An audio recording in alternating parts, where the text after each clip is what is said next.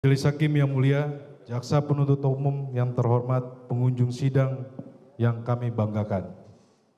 Sebelum kami mengakhiri duplik ini, izinkan kami mengutip pesan luhur dari tokoh penegak keadilan yang juga mantan Jaksa Agung Republik Indonesia, Bapak Baharudin Lopa.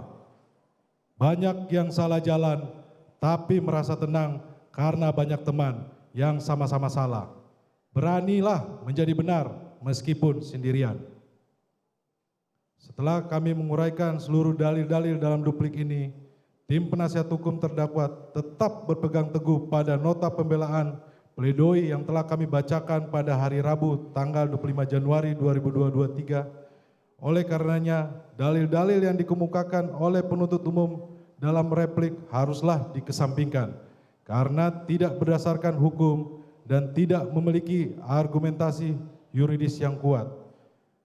Oleh karena duplik penasihat hukum terdakwa sangat beralasan menurut hukum, maka kami mohon kepada Yang Mulia Majelis Hakim yang memeriksa dan mengadili perkara ini untuk menolak replik yang telah dibacakan oleh penuntut umum pada hari Rabu tanggal 31 Januari 2023 dan mengabulkan nota pembelaan pledoi kami yang amarnya sebagai berikut.